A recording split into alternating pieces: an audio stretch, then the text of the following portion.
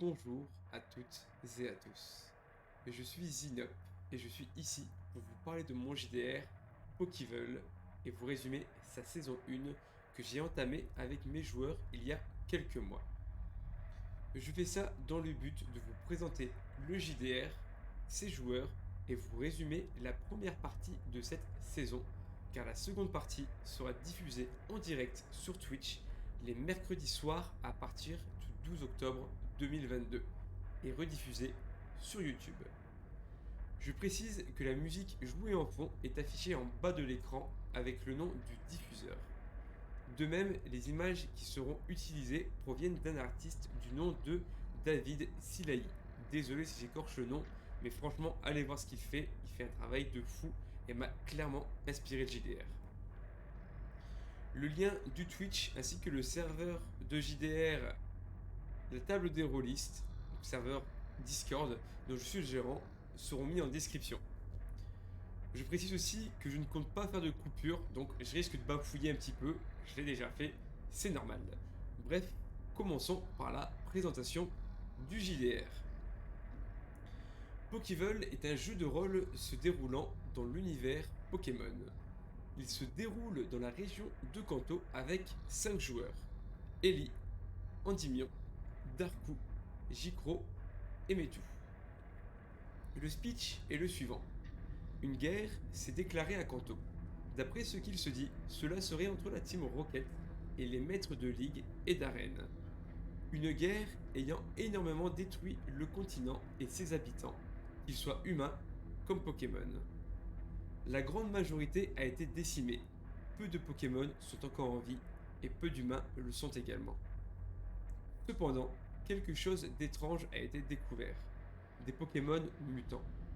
Ces Pokémon diffèrent complètement des autres, d'autant qu'on ne connaît ni leur nature ni leur but. Ils sont extrêmement dangereux, possèdent des attaques inédites et ressemblent presque à des morts-vivants. Autre détail, le monde est également recouvert d'une brume, plus ou moins épaisse selon les jours et selon l'heure, notamment la nuit où elle obstrue presque tout. Les personnes sont incapables de voir très loin, 300 mètres maximum devant eux, mais cela peut se réduire parfois à seulement quelques petits mètres de visibilité. Il faut aussi savoir que les nuits sont redoutées, car les Pokémon mutants seraient visiblement plus actifs à cette période. Dernier fait marquant, l'absence de technologie. Que ce soit l'électricité, les ondes radio, les Pokéballs, plus rien n'est fonctionnel. Que ce soit la brume, les nouveaux Pokémon ou ce dysfonctionnement, l'origine est complètement inconnue. Les joueurs ont débuté leur aventure dans un campement à quelques kilomètres au sud d'Argenta, non loin de la forêt de Jade. Le campement, appelé subtilement C'est quand qu'on mange, par les joueurs je précise, se verra accueillir diverses personnes ne se connaissant pas forcément avant le début de la guerre. En fuyant pour la plupart d'Argenta, ils furent tous réunis en fuyant ici afin de survivre au mieux, sous l'initiative du personnage nommé Philo, interprété par Darkou. Cela fait un bon mois que ce campement est monté et tourne au mieux. Je vais donc passer à une présentation rapide des joueurs. Tout d'abord, Ellie. Elle incarne Ellie, une ranger de 27 ans. La force de son personnage est sa capacité à repérer le danger, fabriquer des objets et aussi le pistage. C'est une des personnes les plus sociables du camp, elle entretient notamment une très bonne relation avec les plus jeunes. Endymion. Il incarne Sam Lebrise, un ancien voyou de la Team Rocket âgé de 31 ans. La force de son personnage réside dans sa discrétion, mais aussi dans les coups un peu fourbes dont il est friand. Il cherche à se repentir de ce qu'il faisait par le passé, et aide au mieux le campement pour protéger chacun. Dark. Il incarne Philo, un bourgeois de 28 ans. La force de son personnage réside dans son charisme naturel, mais aussi dans sa capacité à élaborer des plans. Il est celui à l'origine du campement, et il en est en quelque sorte le leader. Jicro incarne Gérard, ou plutôt GG, un jeune dresseur de 14 ans. La force de son personnage réside dans sa connaissance des Pokémon en combat et sur sa capacité à repérer le danger. Arrivé plus tard dans le camp, il a été trouvé par les joueurs en se dirigeant vers Argenta. Il pense d'ailleurs porter la poisse. Metu incarne Clara, une herboriste de 26 ans. La force de son personnage réside dans sa capacité à guérir les autres et dans son talent d'analyse des plantes. Il s'agit d'une personne joviale mais avec un sacré tempérament qui est toujours présente pour aider ceux qui en ont besoin. Voilà pour la présentation globale. Je vais donc rentrer dans la phase résumée que je vais tout simplement lire. Je l'ai écrit, je ne suis pas fou non plus.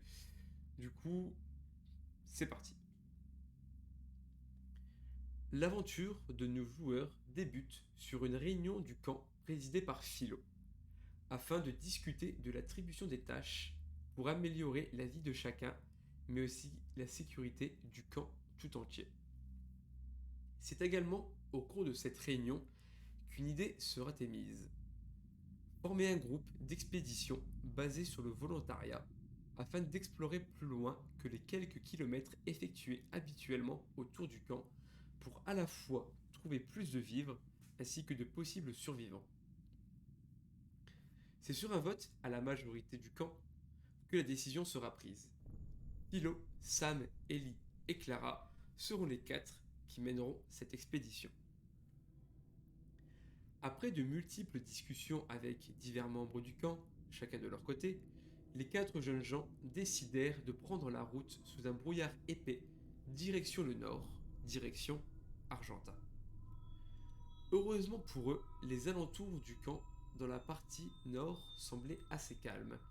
Quelques rares animaux faisaient leur vie, et mis à part quelques pièges à éviter posés par Yannick, le chasseur du camp, le bois aux abords du camp sera traversé en une petite demi-heure.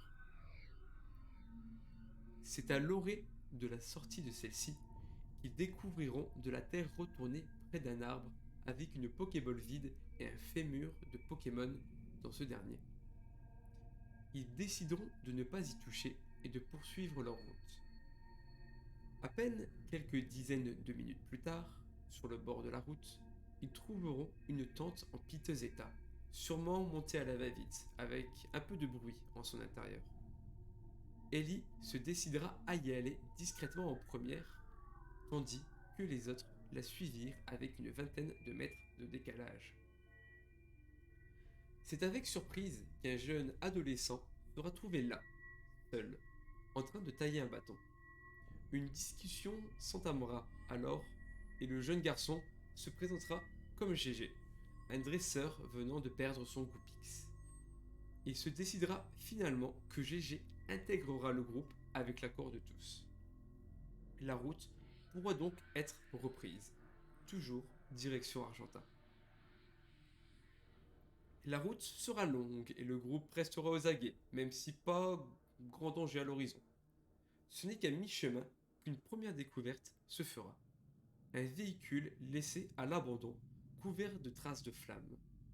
En l'analysant, le groupe remarquera des impacts de balles sur ce dernier, ainsi qu'un logo R sur les portières de ce qui semble être le reste d'une Jeep. Sans rien trouver de particulier, le groupe, une fois de plus, reprit sa route. C'est après plusieurs jours que le groupe finit par voir au loin, dans la pénombre du soleil commençant à se coucher, des lueurs, probablement des torches, et une ville entourée de grillages et de barbelés. En s'avançant et en y regardant de plus près, il s'agit là bel et bien d'Argenta, qui a subi un changement plutôt drastique, à la fois entourée par la roche et les barricades pour en former une forteresse, gardée par un vigile positionné derrière un véhicule servant de barricade. Après avoir discuté de comment procéder, le groupe décida de se séparer en 3. 2 positionnés sur le flanc droit de la route, à couvert avec les multiples barricades, 2 sur le flanc gauche, et Ellie au milieu, avançant avec un drapeau blanc pour montrer le côté pacifique de la démarche. Après avoir discuté sous le joug de l'homme armé, la discussion ne mènera à rien. La discussion était fermée depuis le début. Nul n'entre à Argenta sans autorisation. Cela aurait pu se terminer ainsi, mais une simple phrase allait en décider autrement. Pierre est mort. Ces mots, venant de la bouche du garde, résonna dans la tête du fan des maîtres d'arène qu'est GG, qui le fit sortir de sa cachette et râler sur l'homme. La situation commença à dégénérer, et l'homme était prêt à faire feu. N'écoutant que son courage, c'est Clara qui, se faufilant sous la voiture devant le garde, le plantera dans le pied à l'aide d'un couteau, permettant à tout le groupe de s'enfuir. Tandis que l'alarme retentit et que les coups de feu partirent, mais sans blesser nos jeunes gens. Après cette rude altercation, le groupe décida de retourner au camp, après que quelques informations furent récoltées et qu'un survivant fut trouvé. C'est donc pour retourner auprès des leurs que le groupe emboîta le pas, pour ne pas traîner dehors de nuit là où les dangers sont les plus présents. Mais ils n'étaient pas encore au bout de leur peine. Une fois rentrés dans le bois près de leur base, quelque chose d'étrange commençait à se dessiner. En effet, dans la pénombre et la brume plus qu'épaisse, une nouvelle sorte de brume, bien plus épaisse encore, et d'un noir profond commença à les encercler. Tous commencèrent à avoir leur sens troublé. Ellie en tomba même dans les pommes, ou plutôt dans un cauchemar sans fin. Car en effet, dans son inconscience, elle percevait une forme étrange la fixant, avec des dents acérées et des yeux pénétrant son âme, prêts à la dévorer dans son sommeil. C'est grâce aux nouveaux venus que tous purent se sortir de ce bourbier, car GG ne semblait pas affecté par le mal rongeant les lieux. Il raisonna du mieux qu'il put ses compagnons, avec sa gourde d'eau, puis en les bousculant plus ou moins, afin de courir le plus loin possible de ce cauchemar. Ils s'en sortirent, mais Ellie était encore inconsciente. Ils rentrèrent donc au camp, déboussolés, et Clara se hâta de préparer un remède pour la remettre sur pied, frôlant l'insomnie, tandis que chacun fera ses affaires de son côté, se reposant du mieux possible jusqu'au petit matin. Enfin, c'est ce qui aurait dû se passer. Mais dès l'aube, alors que les rayons du soleil perçaient à peine la brume, un cri paniqué retentit dans tout le camp. Il s'agissait de Hugo, le jeune étudiant, paniqué de ce qu'il venait de voir. Tous accoururent pour comprendre ce qui se passait, mais beaucoup furent stoppés avant d'être traumatisés encore plus. À quelques dizaines de mètres du camp, un corps, gisant au sol, lacéré de toutes parts et éventré, chair et boyaux ressortant de son corps. Il s'agissait là de Quentin, le vigile, et probablement la personne la plus forte physiquement du camp. Il était de garde cette nuit-là. Hugo retrouva le corps alors qu'il prenait son tour de garde.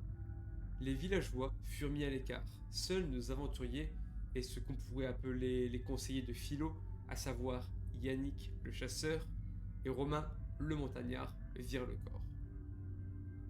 Après une brève inspection, il fut décidé d'enterrer le corps pour ne pas souiller le cadavre. Cependant, un deuxième élément restait troublant. La disparition de la deuxième personne de garde cette nuit-là. Leila, l'étudiante et petite amie d'Hugo. Elle avait complètement disparu. Un conseil était de mise. Malgré le désarroi qui empara tout le camp, le calme devait être ramené, surtout auprès des plus fragiles, tels Hugo, sa chance à moitié disparue, les enfants ou encore Olivia, déjà atteinte de troubles mentaux. Les aventuriers, ainsi que les deux conseillers, Yannick et Romain, furent convoqués dans la tente principale et se reposait encore Ellie. Des choix devaient être faits. Le premier sera de retrouver Leila, et le second, une fois cela fait, de déplacer le camp, le lieu étant possiblement devenu dangereux.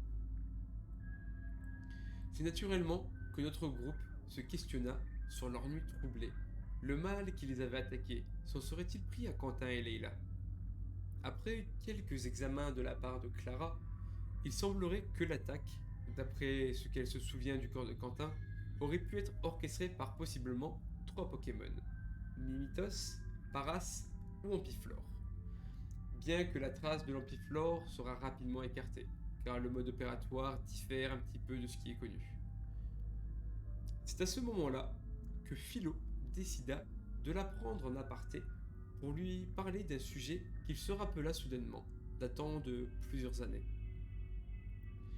Il se rappelle d'un maître d'arène, Koga, parlant de potions permettant de booster les Pokémon et de changer leur nature.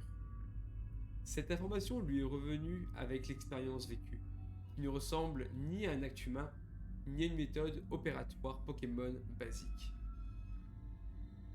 Après toutes ces discussions, il fut décidé de créer un groupe de recherche composé de Sam, GG et Yannick afin de suivre de possibles traces. Clara restera au camp pour veiller sur Ellie et Philo pour gérer la vie et rassurer tout le monde. Les enquêteurs suivirent donc les traces laissées au sol, non loin de là où le cadavre a été retrouvé. Des traces de sang les conduiront vers le sud, vers la forêt de Jade. La piste continuant en son intérieur, la décision d'y pénétrer ou non resta compliquée, ne sachant pas ce qu'il peut s'y cacher et la faible visibilité qu'elle offre serait un danger. Mais ils n'écoutèrent que leur courage et pénétrèrent dans la forêt de Jade. Heureusement pour eux, il n'aura pas fallu de longues heures de marche pour arriver à un endroit assez inquiétant, une grotte, ou pour être plus précis, après inspection, une tanière, dans laquelle des bruits de grattement se firent entendre, ainsi que des pas fins. Pour les 3 jeunes hommes, cela serait trop risqué d'y pénétrer sans plan, d'autant qu'à l'aide d'une lampe torche, ils remarquèrent que l'intérieur était imbibé de sang. Ils prirent donc la décision de retourner au camp pour prévenir les autres. Une nouvelle réunion fut de mise pour discuter de ce qui venait d'être trouvé, tandis qu'Ellie s'était réveillée de son mal, qui avait maintenant un nom suite aux études menées sur elle. Un dévorève lancé par un Fantominus. Suite aux dernières nouvelles, Philo décida de convoquer tout le camp, afin de clarifier à tous la situation. Quelques-uns furent inquiétés de la situation, d'autres dubitatifs, d'autres encore contestèrent les décisions dangereuses. Mais le doute n'avait plus sa place. Suite, encore une fois, à un vote, un groupe ira au cœur de l'antre.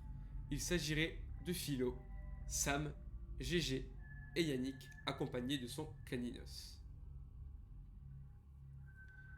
Ils partirent donc pour arriver avant la tombée de la nuit. Une fois sur place, il fut décidé d'attendre que la créature de l'antre sorte. La nuit tomba donc, et quelque chose était sorti de là, sans pouvoir le voir vraiment, opérant uniquement les bruits qu'il pouvait émettre. Le chasseur posa plusieurs bâtonnets de dynamite autour de la grotte en cas de dernier recours. Puis lui, Philo, ainsi que Sam rentrèrent dans la grotte, n'entendant plus de bruit. Gégé resta dehors avec Caninos, au niveau d'un arbre prêt à y grimper pour faire le guet. L'inspection fut minutieuse dans cette grotte plutôt spacieuse, avec diverses embouchures, remarquant également des traces de spores, dont certains servant visiblement d'explosifs, ainsi qu'une fissure dans un mur où se trouvait un cadavre, s'étant tiré une balle dans la tête, ne laissant derrière lui qu'un journal intime et un pistolet avec une seule balle que Sam prit par précaution.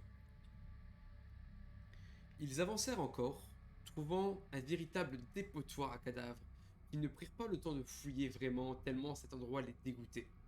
Ils durent donc prendre la dernière embouchure qu'ils voulaient éviter, car des bruits suspects s'entendaient à l'intérieur, mais pas le choix. Ils prirent leur courage à deux mains et avancèrent. C'est avec horreur et désarroi qu'ils remarquèrent un Paras horrible, ressemblant plus à un zombie qu'autre chose, sur un visage, celui de Leila, qu'il était en train de dévorer allègrement. C'en était trop. Sam et Yannick tirèrent immédiatement avec leurs armes respectives, touchant le monstre sur son flanc, lui faisant pousser un cri angoissant mêlé à des crachats de sang. C'est ici que tout bascula. Lorsque Philo, un peu en retrait, remarqua quelque chose d'autre. Un second Paras, perché en hauteur, prêt à sécréter quelque chose sur Sam. Il ne réfléchit pas et poussa immédiatement Sam au sol, se prenant l'attaque à sa place. Il tomba immédiatement au sol, semblant paralysé, avec un liquide d'une couleur orange s'infiltrant en lui. Yannick lâcha son arme, porta Philo aidé de Sam, et les deux coururent immédiatement vers la sortie. Gégé de son côté n'entendit que les coups de feu et un cri étrange venant de l'antre. Il remarqua cependant le retour de la créature qui se précipitait vers son garde-manger. Cependant, il était prêt et lui lança de toutes ses forces un gros caillou qui fit chuter la bête et l'hébéta. C'est au même moment que sortirent les hommes de la grotte sous le cri de Yannick hurlant à son caninos de lancer flamèche sur la dynamite, faisant ainsi exploser le tout. L'antre s'écroulant sur elle-même, tandis que tous coururent dans la panique. Surtout Gégé, voyant Philo dans cet état, qui, arrivant encore à parler légèrement, lui demanda de prendre la carte du Dracofeu qu'il portait autour du cou en guise de porte-bonheur. Mais Gégé refusa. Philo allait survivre, c'était sûr. Il usa tout de même de ses dernières forces pour les prévenir que sa vue et sa voix disparaissaient. Ils étaient sortis d'affaire, mais le constat était effroyable. Leila était bel et bien décédée, et Philo intégralement paralysé. Les voici de retour au camp, de nuit. Peu de personnes les voyant revenir, si ce n'est François, le livreur venu de Kalos, qui faisait sa garde, ainsi que Bill, le marchand. Ils filèrent sans donner d'explication vers la tente principale pour le coucher de suite, et Clara, qui était déjà là, se précipita vers lui, tout aussi paniquée pour constater son état. Alors que François vint également constater l'état de Philo et comprendre ce qu'il se passe, rapidement, un nouvel événement bouleversa les choses. Il s'agissait d'Olivia, une personne extrêmement touchée psychologiquement, qui va se mettre à chantonner dans tout le camp que Philo est mort, tout en rigolant. Affolée, c'est Clara qui, immédiatement, l'interpella pour tenter d'éviter de rameuter tout le camp, mais il était déjà trop tard. Olivia avait complètement perdu pied et hurla à tous que Philo était en piteux état et qu'il allait mourir. Elle n'hésita pas non plus à rironner de Clara, l'appelant même chef, comme elle appelait Philo. Clara commença à perdre patience, d'autant qu'Olivia commença à inquiéter tout le monde, y compris les enfants. Mais c'est finalement Gégé, alors qu'Olivia commençait à repartir, qui lui mit une grosse gifle afin de la calmer. Cela marcha à moitié, mais avec l'appui de Yannick, qui envoya tout le monde dans leur tente, que le calme revint un tant soit peu. Tous étaient épuisés. Ce qui venait de se passer était inimaginable. François se proposa également de donner un médicament, une drogue, à Olivia afin de la calmer et de l'interroger. En effet, lors de l'altercation et quelques fois auparavant, elle parla de sa sœur en disant que ce qu'il se passait était entièrement de sa faute. Après un peu d'hésitation, Clara finit par accepter. Et après une courte nuit de sommeil bien difficile, beaucoup de choses allaient se décider. La première d'entre elles trouvait un remède pour Philo. notamment une concoction que Clara préparera après qu'on lui aura ramené des restes de Paras modifiés. La seconde s'occupait du cas Olivia en la droguant et l'interrogeant. Ce qui marchera très bien, car elle parlera de sa sœur Maria, qui serait une des scientifiques ayant modifié les Pokémon. La dernière fois qu'elle aurait été aperçue était à Bourg-Palette. Enfin, rassurer le camp avec une nouvelle réunion, où certains se montreront un peu hostiles, remettant les décisions de Philo en cause et songeant à quitter le camp. Les choses allaient mal, d'autant que Clara se pencha sur le journal de l'homme mort dans l'antre, où il décrit de nouvelles aptitudes chez les Paras, dont ce que Philo s'est pris sur lui, qui le fera souffrir, étant conscient de son état, mais ne pouvant rien faire, jusqu'à mourir dans quelques jours. Le groupe prit donc une décision, se diriger vers Bourg-Palette, afin de trouver comment soigner Philo avec les écrits de Maria. Le chemin se fera avec nos 4 aventuriers en vie, ainsi que Romain le montagnard, et même, sous la demande de GG, et accepté par tous, Olivia. En parlant de GG, pour se porter chance, il embarqua également la carte Dracofeu que Philo portait autour du cou. Les premiers problèmes arriveront rapidement lors du voyage. En longeant la forêt de Jade, les cris d'une jeune femme se feront entendre en son cœur. Le groupe hésitera à y aller, mais quelques-uns finiront par y aller, avant de faire rapidement demi-tour, car des ombres déjà vues auparavant se manifestèrent. Heureusement, une fois sortis du bois, ils ne furent pas poursuivis. Ils reprirent donc leur route et se stoppèrent à Jadiel. La ville était entièrement détruite. Pas d'animaux, pas de Pokémon, pas d'humains.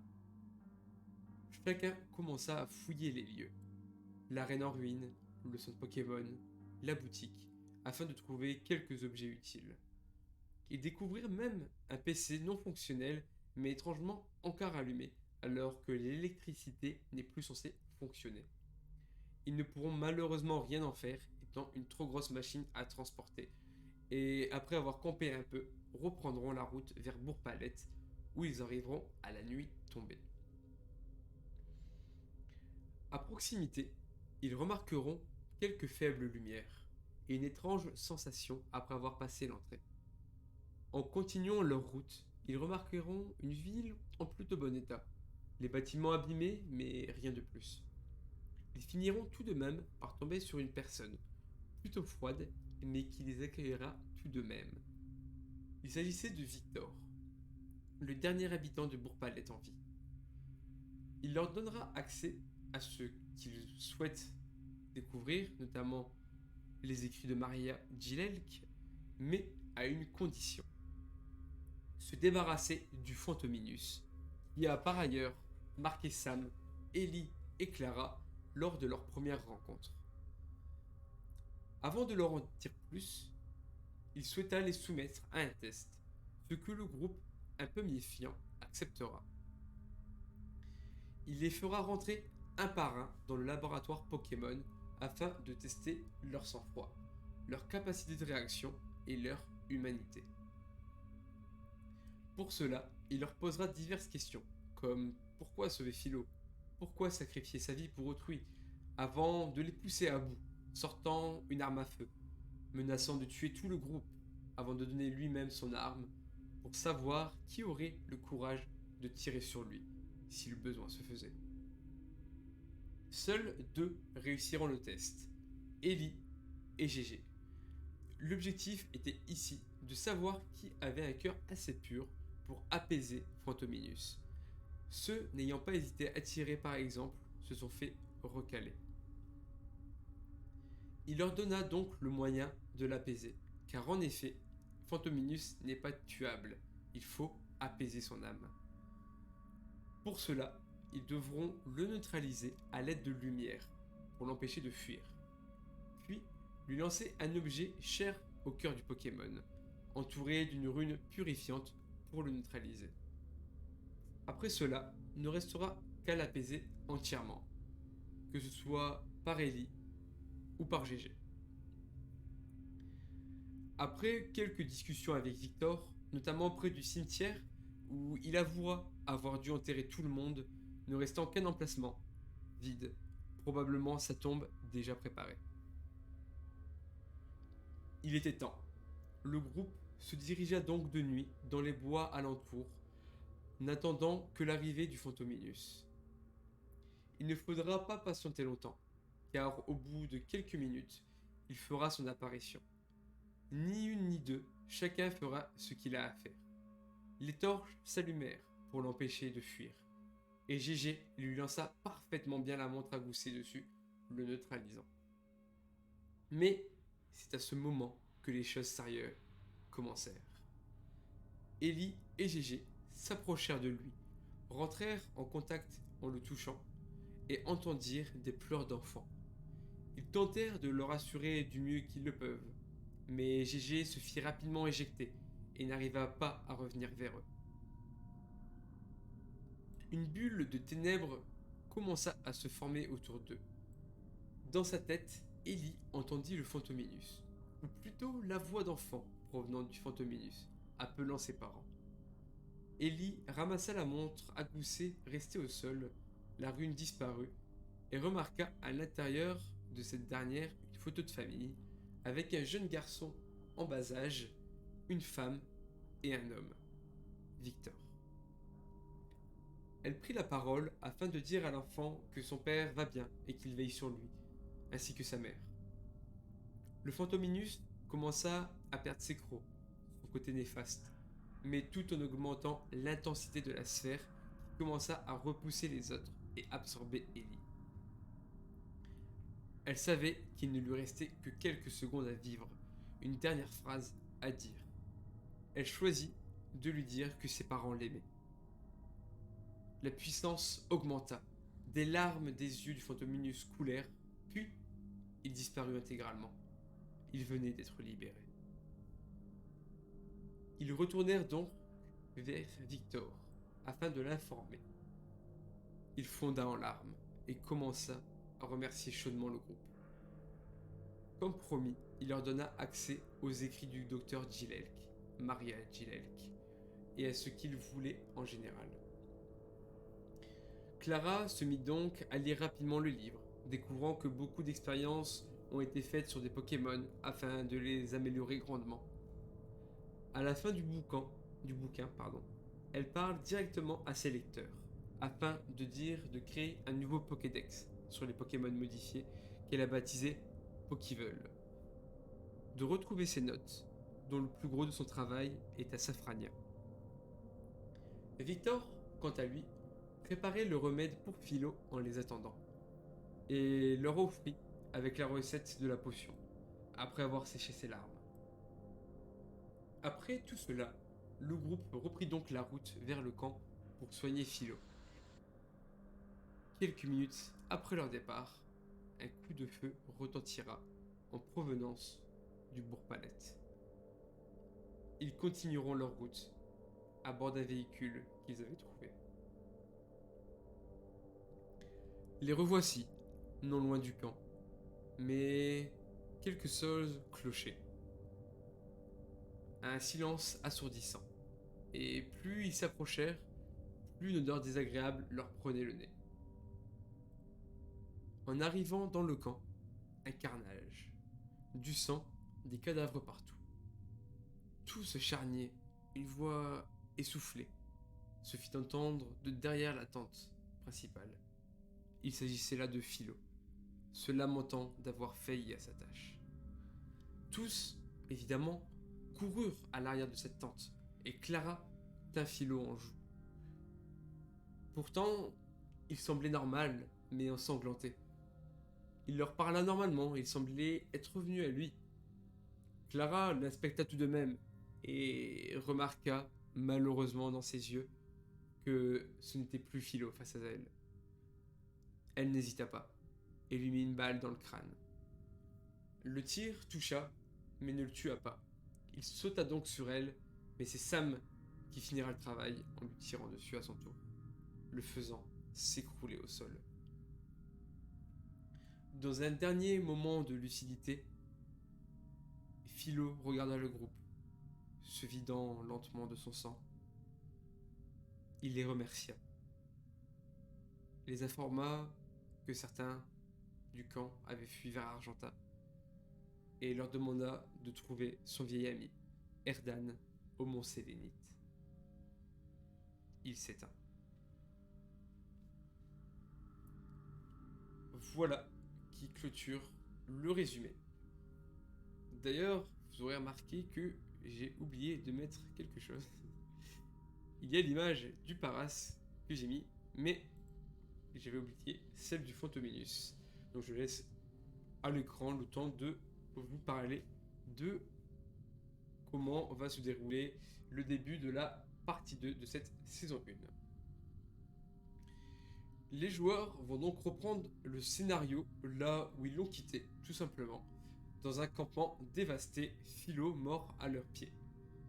Bien que sous le choc de tout ça, de la perte de leur ami, et de l'avoir tué d'ailleurs, des décisions vont devoir être prises. Ils vont avoir plusieurs possibilités.